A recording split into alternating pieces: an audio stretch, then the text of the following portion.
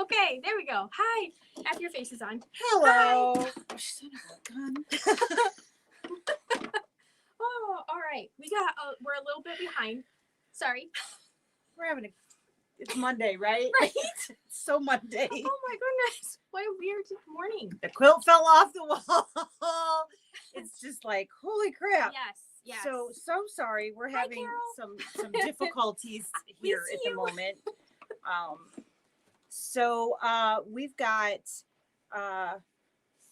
We've actually gotten a lot done today. We have. Because we hid in the back of the store. We did. We went to Jean's office. We kicked Gene out of his office and said, we're going to use this. Yes. And hi, Mom. And got some stuff done while he watched the floor and then all of a sudden we were like, oh, we got to eat. And then I don't know what happened. Here we are. It's Tuesday at 3:30 and we were not prepared. So sorry. Okay. So we have an email going out this afternoon or this evening, a little bit after we close, to talk about the Scary Deals brother promotion. So there's some information going out on that. I was going to say, and it's right here. The good news is it's here. And we have the wrong foot on the machine. That's probably the wrong bobbin in there. It's probably all wrong. I did the bobbin. Oh, okay. I just somehow didn't look at the foot. And it's Lisa's birthday. So everybody wish her a happy birthday. I'm turning old. Yeah, I wore my birthday party glasses for you. I actually noticed that. I was like, those are birthday candles. Yes. Yeah. I feel like there was something else. Oh yeah, we're in the middle of the Bag Lady sale, so we've seen a lot of you. You can go online if you are part of the Bag Lady. If you are not part of the Bag Lady, I'm so sorry. Next time we'll catch you around. Yes. So we've got a lot of stuff going on. Friday, I have my binding class. So if you haven't already signed up for the binding class, the information is there. It will not hurt my feelings if you don't want to participate in the binding class with me, but you just want the videos. That's okay too. They are a download.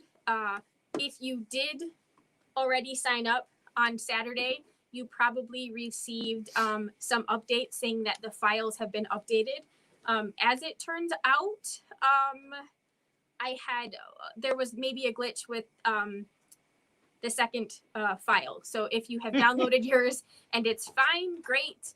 If you were working on an Apple product, you might have had trouble with file number 2, and we corrected that issue. So that's what the update is. The files are still the same.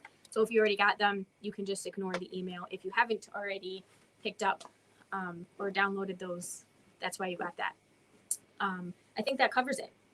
Sure. Right? Okay. Did you do anything fun this weekend for your birthday? Yeah. I ate bad food all weekend.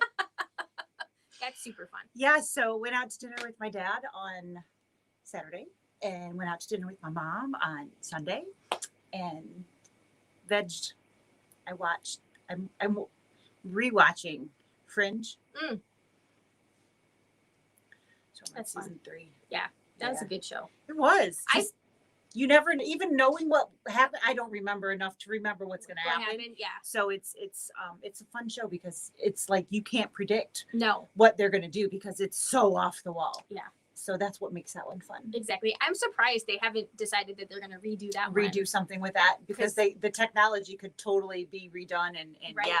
But it's funny.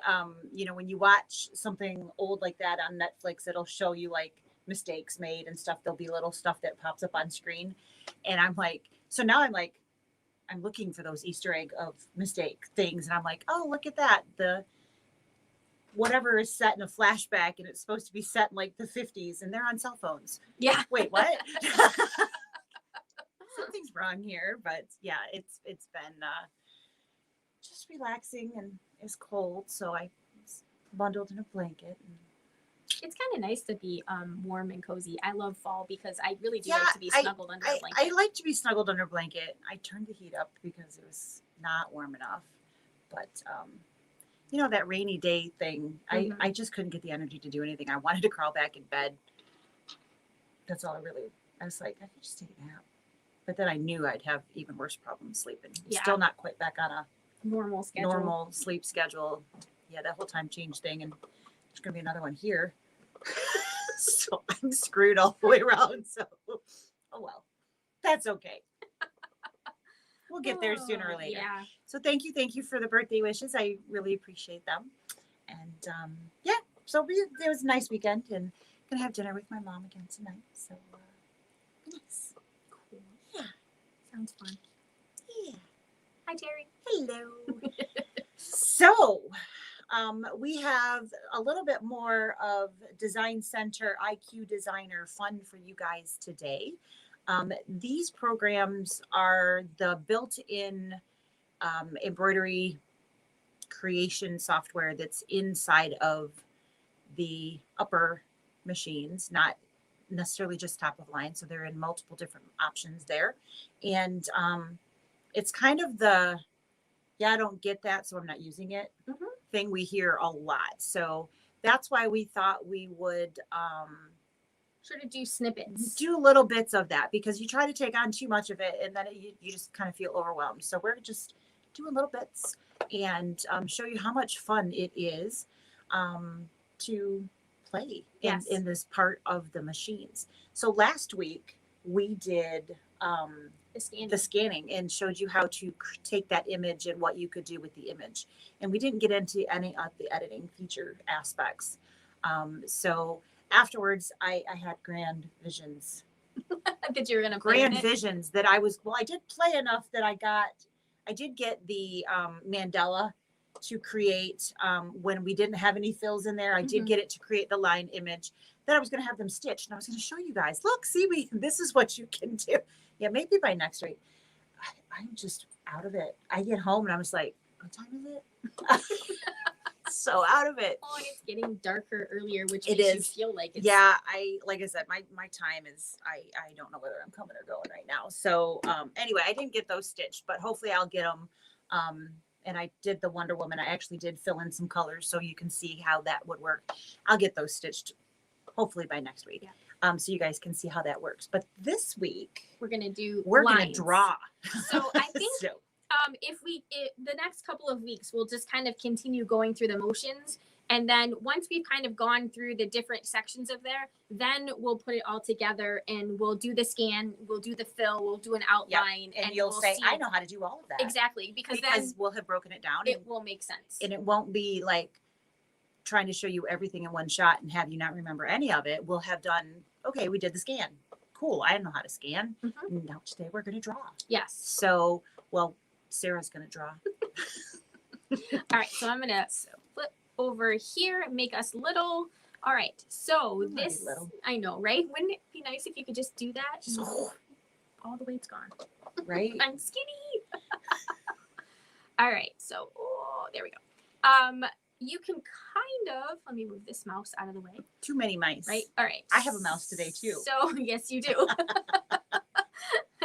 That little black triangle on the screen is the mouse. All right. So I have a little itty bitty mouse attached to the machine. Last week, we talked about the scanning feature, which on this machine is this little fern. I think it's like a fern. It looks like a fern. On everybody's machine, right? Yeah. It's the same image. Yep. So right below that is our first line properties box. And depending on which machine you have will depend upon the layout of that section. Right. But the first section, no matter what machine you're working on, is going to have to do with the lines. And so last week we scanned. The first two ways that we scanned were designed to be working with the line pieces. So we did the image. And if we had an image behind here, we would be using these line tools to trace around our image. And if we had done the outline, like the Wonder Woman or the mandala, and we wanted those lines to just be stitches, whether we wanted them to be a running stitch or a zigzag, this is where we would go. Right. We can use those lines to tell where we want our quilting to go. We can use those lines to fill in and use them as a coloring book for stitches. We can use them in many different ways. But these are literally where we can draw lines and how those different pieces work. So different types of lines too. So we're going to show you some different types of lines, how to draw them, and how that all works. Yes. And so Sarah's got the bulk of the work today because I'm sitting over here. So there's a variety of different ways that you can get to the same part, but because everybody's machine has the little paper, so that's like our settings menu on our machine.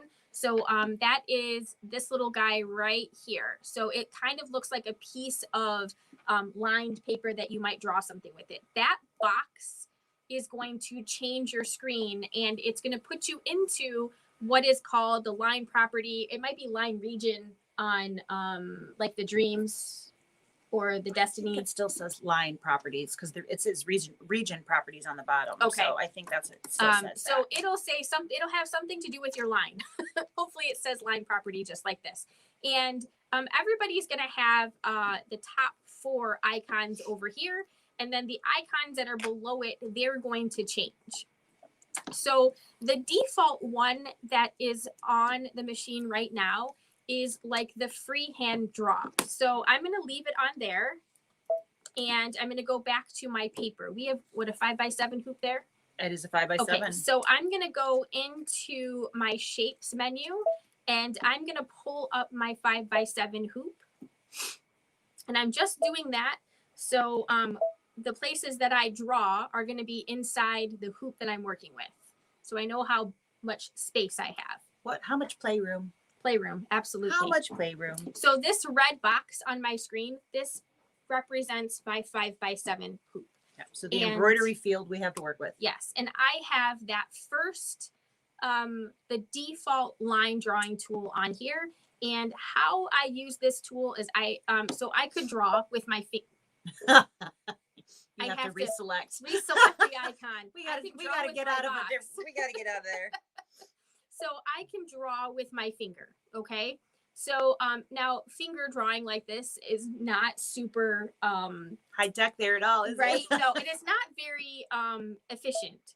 So what I'm going to do is I'm going to use my mouse and I'm going to draw. And how you draw with this is essentially I'm going to basically left click.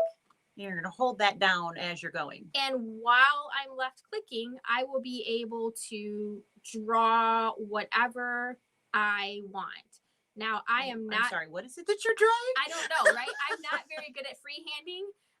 So I can cross over my lines. I can doodle. Oh, I went outside of my box. She colored outside the lines. Did. And that little button at the bottom is your undo. So again, holding the mouse. Could you sign your work with us? You could. I probably wouldn't because I'm so that the problem is I'm left-handed and I use a mouse with my right hand, which is why I can't freehand draw. That would explain a lot, wouldn't it, guys?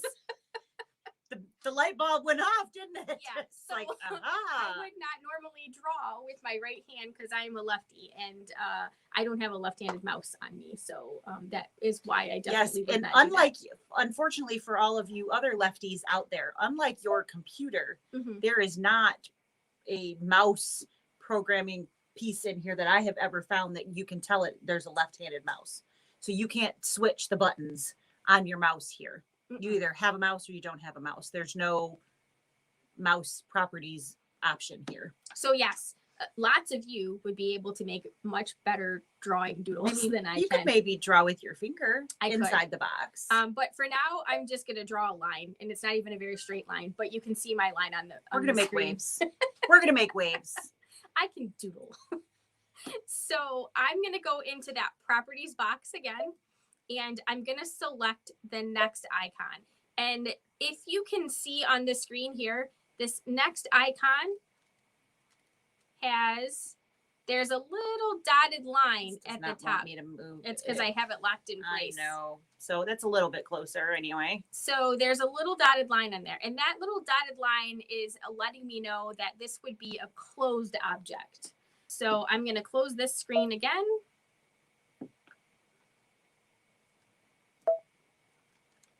And let me zoom back in on that so that they can see what's happening on screen. There we go. So I'm going to undo that. Now, when I click, you can see that there's like a little red line following me.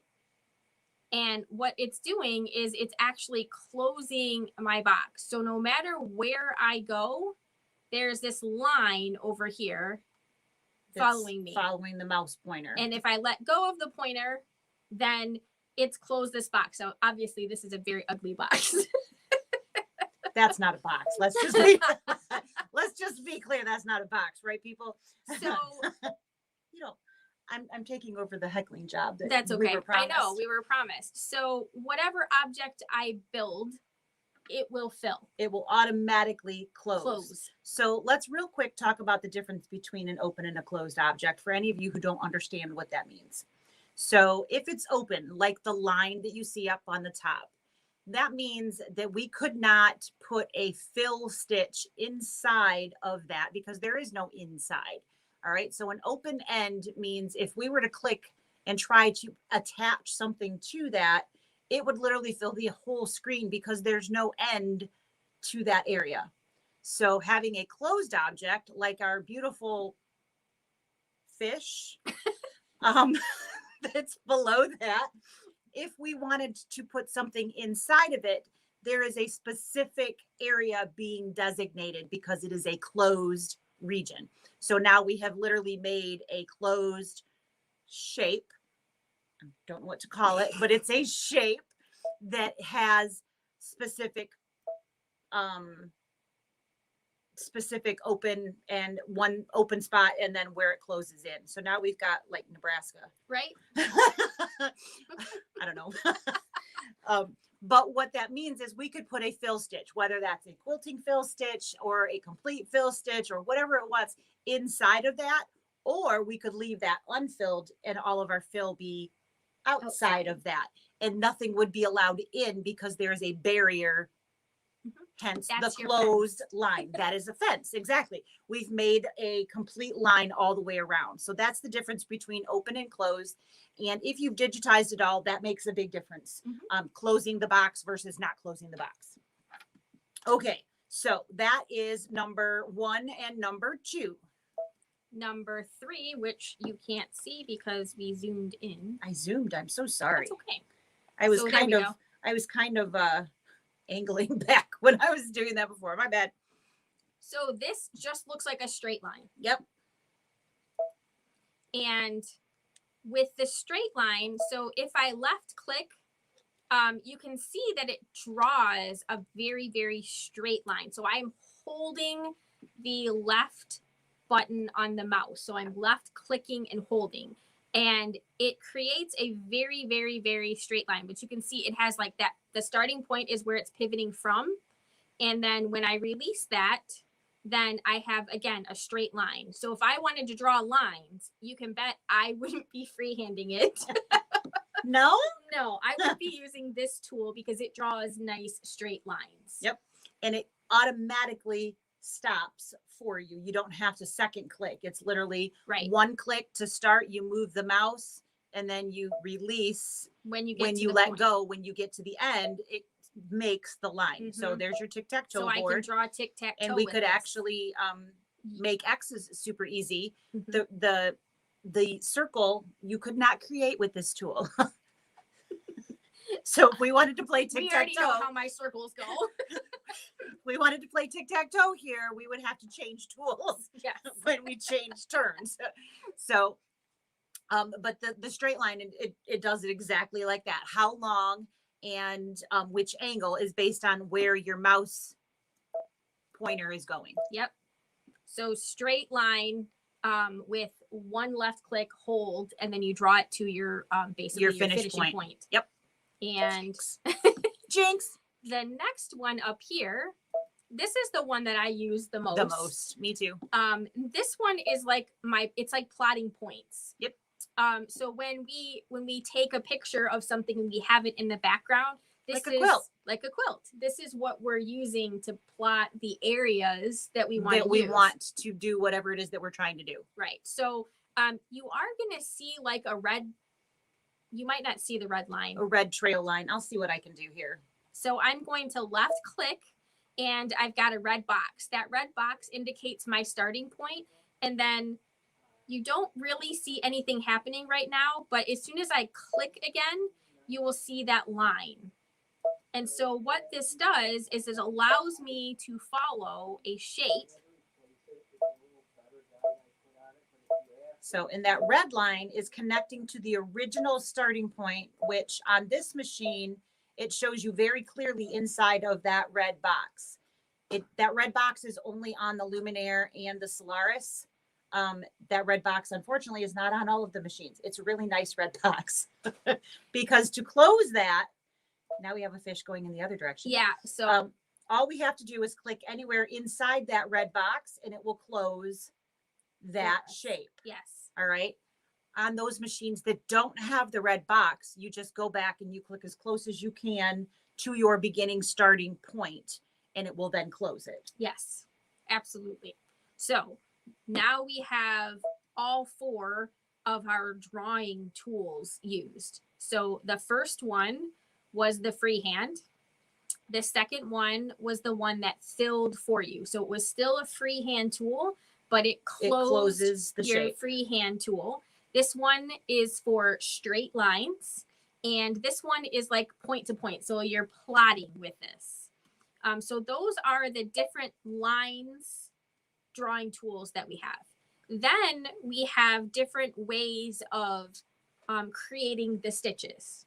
So underneath that same property menu, so we have our drawing tools, and then underneath here, we have the different types of stitches that we can assign to the different lines that to we the draw. different lines there. Yep. So what I'm going to do is I'm going to erase the stuff that we have on the screen, and I'm going to go to a straight line, and then we're going to show you the different options. Yeah, we're going to do all of these straight lines next to each other so that you can see them. So I'm going to hit the all clear button and put my hoop back on.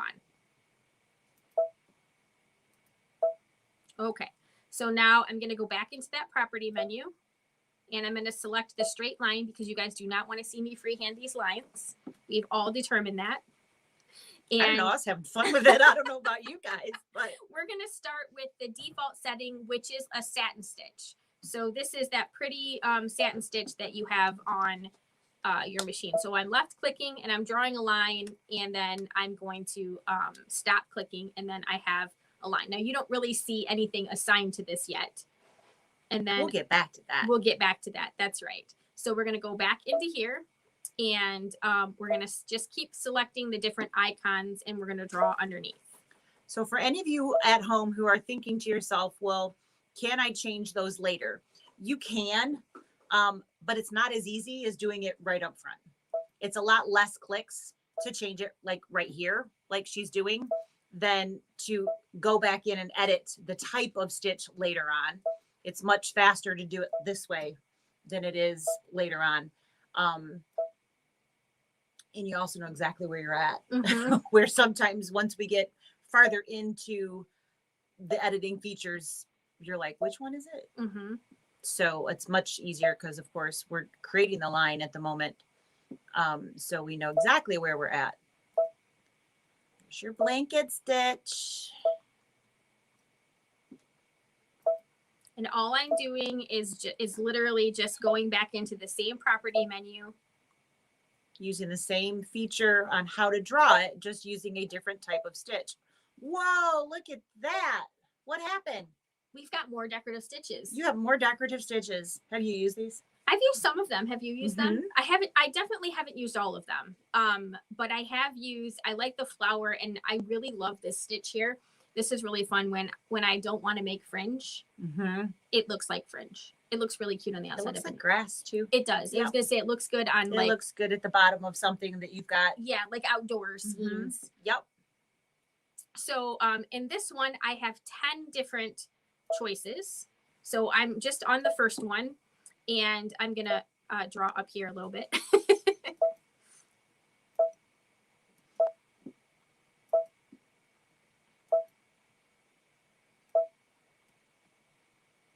I really want to go to next.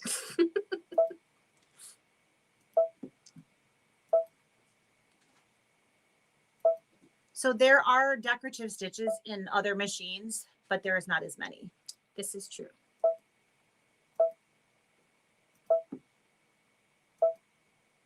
I feel like a 5x7 hoop is not big enough for me. Now, why would you say that? Because bigger is better. Well, right? you know, You got to take what I could find. I had like 30 seconds. Okay. 1, 2, 3, 4, 5. Mm-hmm. 6 Where you go put that one? over here. 7. You didn't draw your line, did you? I did. I just hadn't got to 7 yet. Okay. Oh, I see. I missed it. It's okay. 8. We're getting there. I'm helping a lot. Yes, she is. Super helpful. Go, Sarah! You're doing great. You're almost there. So helpful, aren't I? You should see my screen, Tony. There's a whole bunch of lines on it. It looks very super impressive. exciting. They're almost straight. Okay. All right. So So now we got a this bunch is of lines. It super looks like a like Morse, bad interesting Morse code. line of paper. Okay. So now that we have this, let's show you what would actually look like stitched out. Because here it doesn't look like much, right? But we chose all of those different decorative stitches. So when we hit next, we go into the editing screen. So I'm going to come over here and I'm going to zoom in so that it's thinking. It is. It's populated. I all tell you the time. what, there's a lot of movies that have been floating around in my head lately. Mhm. And that night at the museum has just been thinking, thinking. It's just stuck. So I'm going to again scroll as much as I can and still not lose. Yep. Let's see if I can angle just enough. I wonder if I show it. If I do this. Whoa, hello. There we go. Now you can zoom out and they can see the different stitches. There we go. All right. So those are all of the different stitches. And you could see when I was drawing those lines, they just look like lines. Right. They really they didn't have any substance or anything to them. They were just lines. I just knew that when I went to that next button that it was going to What it was going to happen because we've done that. because we've done this So before. we've got the standard satin, which just looks like a bold marker. And then you've got your running stitch, then your triple stitch. And then we've got candle wicking. We've got all those base stitches. And then we've got the decorative ones intermixed in there. Now, something that we haven't talked about, which is super cool, is that you can flip you can on this machine some of those decorative stitches. So if do you want to show them that? We got to go find one. So the bottom. So can they see that? Yep. Yeah. So I am on the like the little butterfly-ish one. There we go. You can see the red box is around. It's like the little loops across the top. And on the right-hand side are our editing capabilities. So when we tap that, we can tell it which side. I can't see the flip part. You can just probably zoom out a little.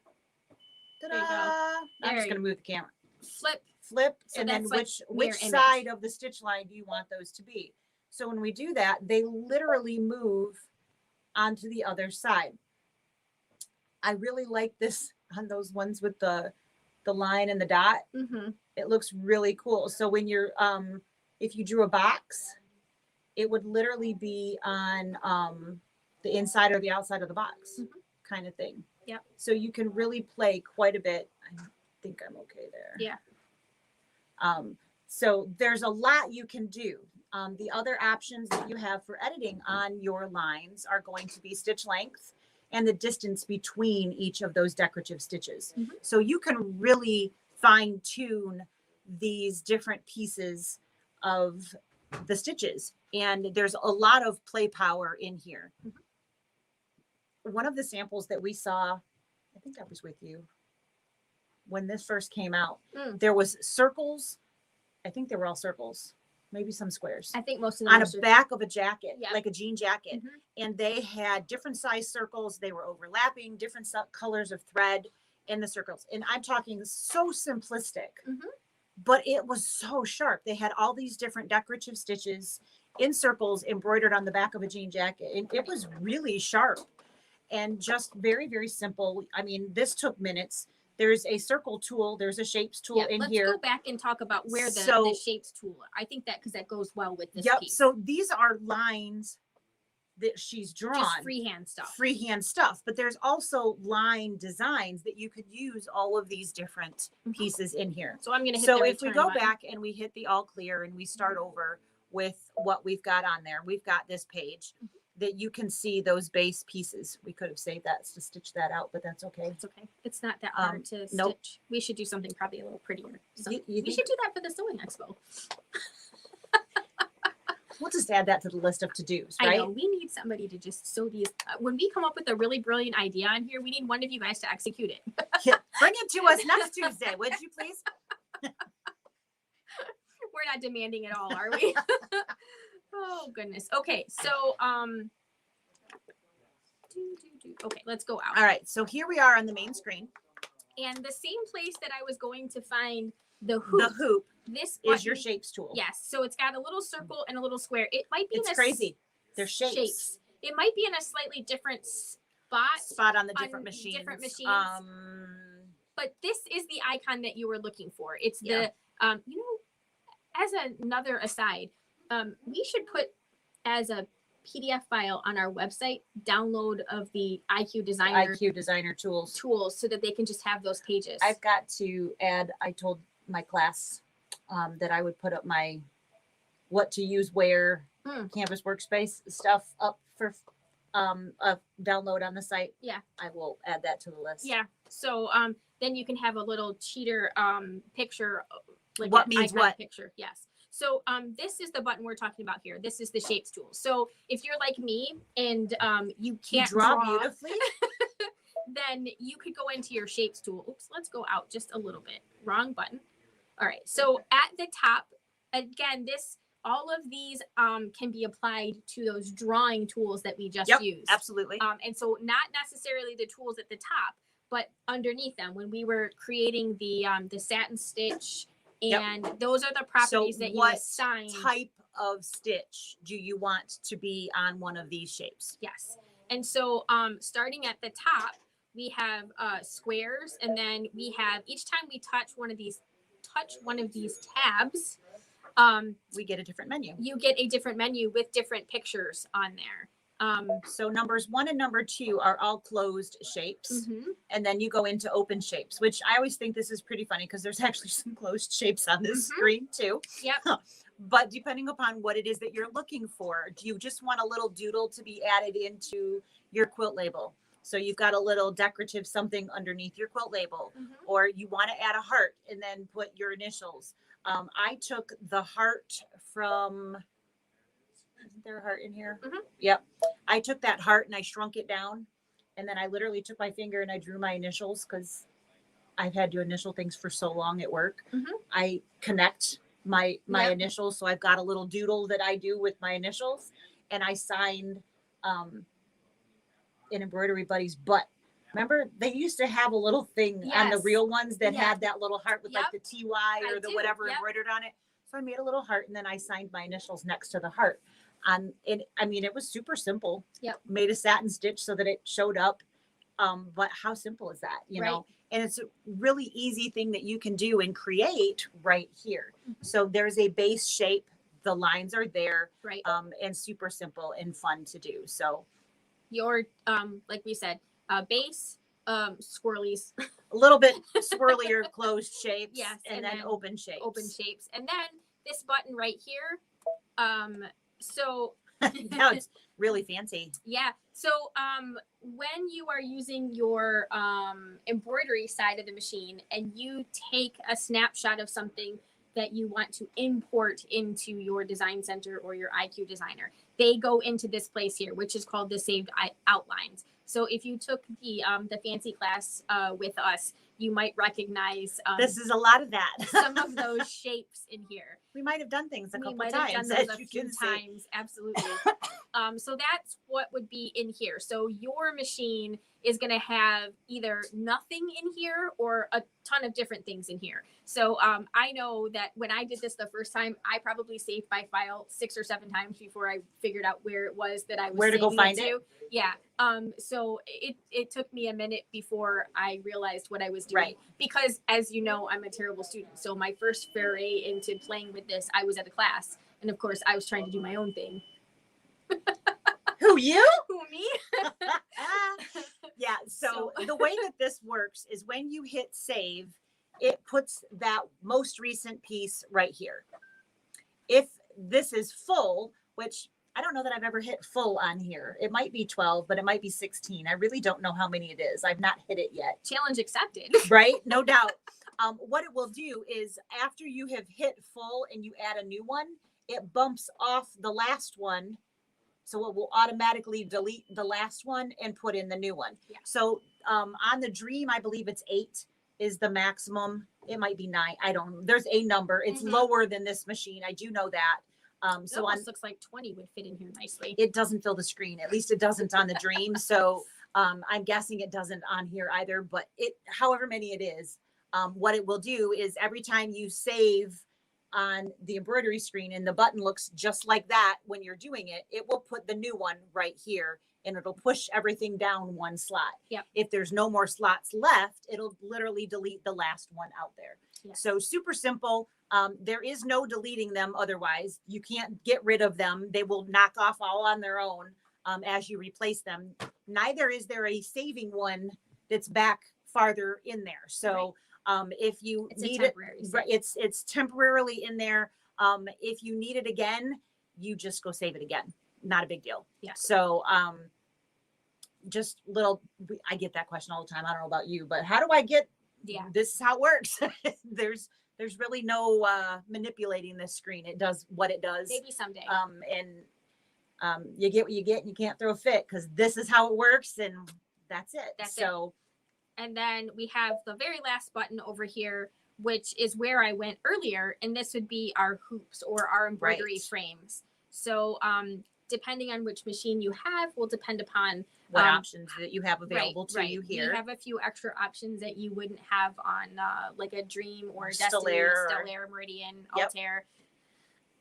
Or even your 10 needles. Because of course they have different ones too. Exactly. So offset is relatively new. It is. What that is doing is, so if you have an 8 by 8 inch square, this is telling the machine to not make it actually 8 by 8. It's going to be just come just inside that. Right.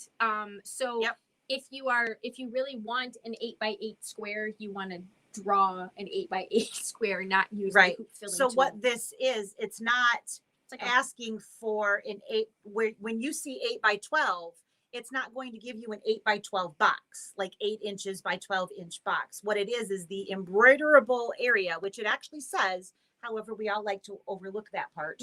And I know that there's a lot of us out there who have been confused by exactly what is the embroiderable area in an 8 by 12 hoop or whichever one it happens to be. But when we say 8 by 12, it will give you the embroiderable area of the 8 by 12 hoop. So it's not going to be 8 by 12. It's going to be more like 7 3/4 by 11 3/4 is what that's going to be. So like Sarah said, if you wanted an 8 by 8 square, you need to actually go hit the shape tool, pull up your square and resize it to an actual 8 by 8 square or 8.5 by 8.5 if you were looking for a seam allowance that's going to come out or however it is that you're whatever you're working on. What this is really outside of making sure that you're not going to stitch past whatever is in the hoop. What it's really, really great for is basically kind of creating your own fabric and filling your hoop with a design of some sort of quilting design. That's how I really like.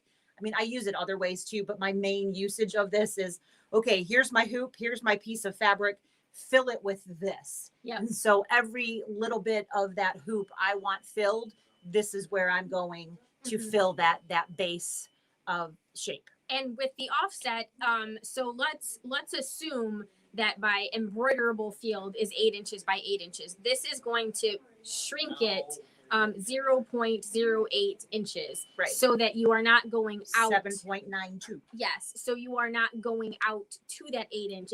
It's It'll be creating just inside. That's right. It creates a little wiggle room. Yep. So there that is like the simplistic way, and this can be changed. So you can make this whatever you want, including going to 0. So if you want this to be exactly Literally this, give me everything I can get. yes, and have no wiggle room whatsoever, that's what that is. And that you saw what the default setting was, because it is 0.8. It has that black box around it. So one thing to keep in mind, it is a good idea to have a little bit of offset, because when you go to change, so maybe you have a stitch that fills the hoop, but then you change the type of stitch, and that type of stitch has a different width. You've all of a sudden changed the size of your design. And if you have already gone to that biggest area and then you go to save it, it'll say, yeah, that's too big. And I, for one, have had that happen to me, because I'm like, what do you mean? I just filled the hoop. I told you to fill the hoop, but then I changed something that changed the whole layout, that bumped it outside of that region. So it is a good idea to give yourself a little bit of wiggle room, so that as you are making your editing changes, you don't get frustrated, because it's really frustrating to try to go backwards and figure out what it is that you did to then change back to make it all fit again. Yes. And then no fun. On the top tab here, you'll see it disappears, right? So just on my basic shapes. So we have outline, we have fill, and we have fill with outline. Yep. And that is exactly what it is. It's already creating the two different types of stitches for you. Right. So this one is just the outline. Now you can definitely fill it in. It just doesn't come in. It doesn't come automatically filled.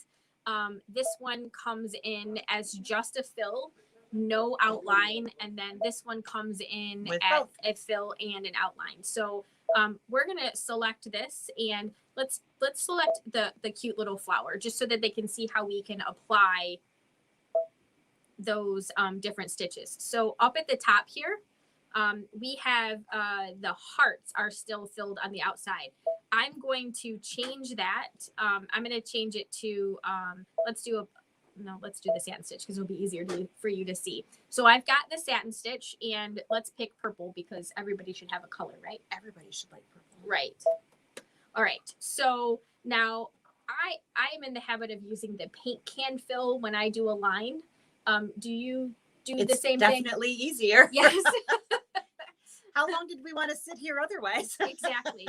So right underneath my line property, this is the tool that my line would be selected if I were drawing, but I'm not drawing, because I already drew my shape by picking that.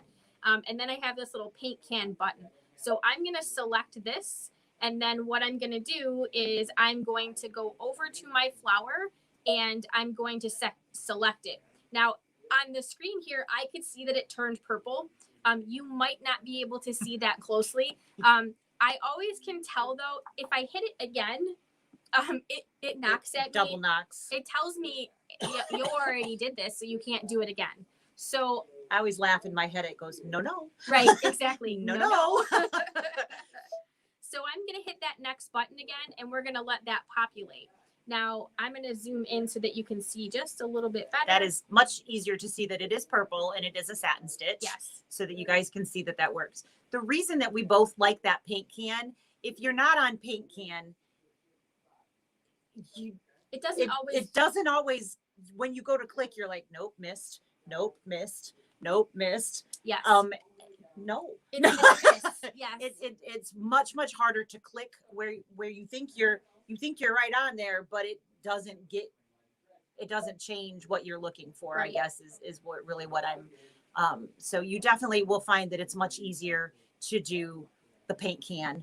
And it's very rare that I'm not using the paint can when I'm doing the fill properties either. Exactly. Except for when I forget.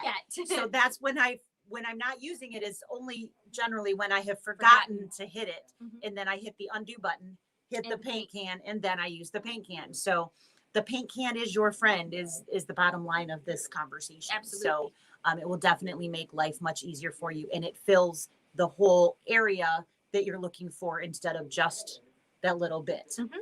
And then you're going to have different options on the side here based upon the type What you of chose. stitch Yep. you chose. So for a satin stitch, what this is giving me is basically like the density of my stitch. So like how thick my satin stitch is going to be close together. Yep. And then the top piece here is my width. So if you were trying to fill like an applique piece, that is probably too tiny. Right. You're going to see the fringe edges of your fabric coming through that satin You're going to stitch. want to make this a little bit bigger so that you can get here. And of course, according to this, 0.240 stitches, which is a 1/4 inch. Yes. All right. So, I mean, if you think about that, in a 1/4 inch width of satin stitch, you get much bigger than that, you're probably going to start catching things on that stitch, which if you're digitizing much bigger than that, your computer program is going to tell you don't do this. Right. So it's a good stopping point. Absolutely. But you can absolutely see how much that changed visually. I would like to note that there is, go ahead, a difference between which machine you're creating this on, what you're going to have up there too, because the way that they look, the way your options come out, those different things are going to definitely change a little bit. Absolutely. You know, like they don't all have that stitching feature, Right. Those kinds of things. So there are going to be some small variations from machine to machine on how this works, but the base ideas. So on the Stellairs and Dream Destiny, your editing tools are across the bottom over here, not down the side, but you still have the same things. If you can't remember which one is which, when you touch one, it actually gives it a title. So when you tap something at the top, it says zigzag width. So you don't have to have it memorized. You can just tap it and go, okay, what am I adjusting? If you don't want to adjust anything, hit okay at the bottom and it will go back. You didn't have to change anything. This one says density. If you don't know which direction to go, try it one way. If you don't like what it did, try it the other way or put it back to the default. So pushing buttons is not a problem because you can always go back to the beginning. The one thing that I definitely want you guys to realize will be different from one machine to the next is the preview. The other machines than the Luminaire and the Solaris, you have to hit the preview button to see your change. It's not auto adjusting. It doesn't auto populate your adjustments in there. So you have to hit that button. You won't see the change like that every time that you make a change. You have to hit preview, but you can hit preview as many times as you want. It's not thank you, Sandra.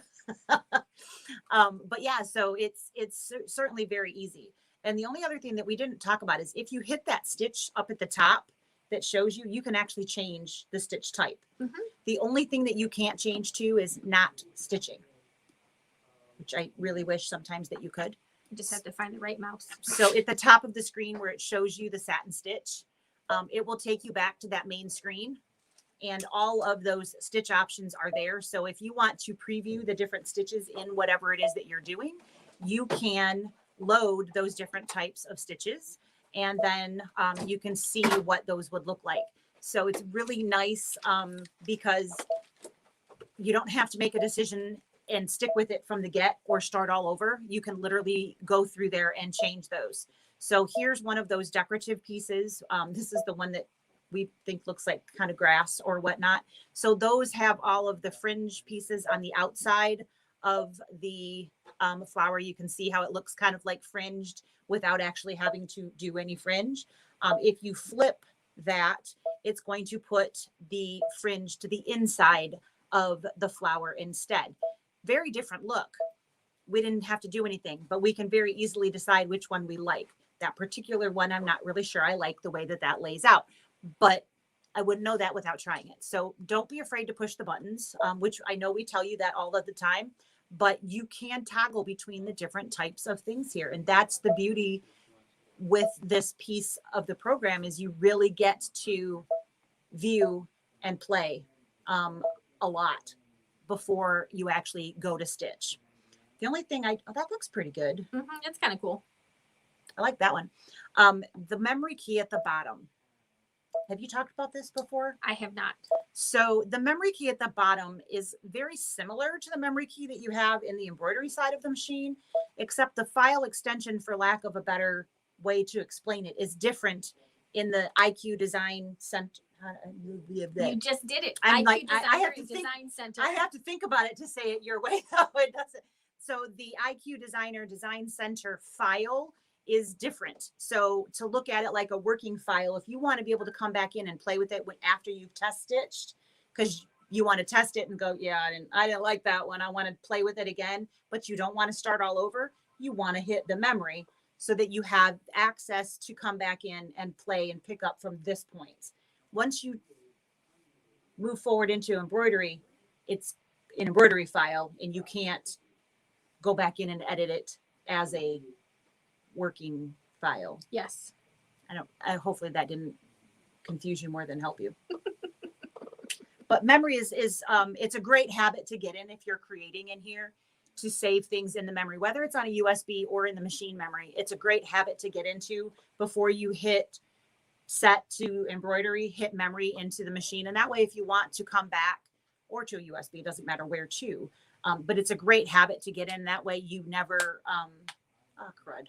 Yes, because if you don't save it, as soon as you hit that set menu, or it becomes a regular embroidery file. And it's not editable. And it's not editable like this, where you have the individual pieces. It's just a straight PES file that you can't come in and say, I want to change this stitch to this length and so on and so forth. Yes. So you need the Design Center IQ Designer file to be able to do that. Yep. So just pointing that out in there. We'll try to point that out again because it's a great habit, especially if you're just starting.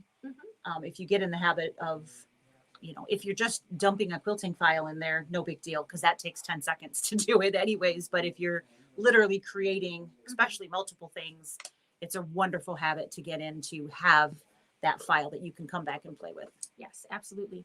So that's it. That's what we got. Yeah, that talks about the line tools, and hopefully that makes a little bit of sense to people. Hopefully you'll touch your button. So, yep. Nemo touched the bud. Watch too many movies. Oh. Gotta love kids. Kids movies are fantastic. They are. They're just the bestest. There's always so many fun. So the applique button is actually in the embroidery portion, which we've talked about before. I'm sure we'll talk about it again. If you want to create an applique in here, you're actually going to be doing pretty much what we just did, but you'll have to repeat the same thing and copy it right on top of itself.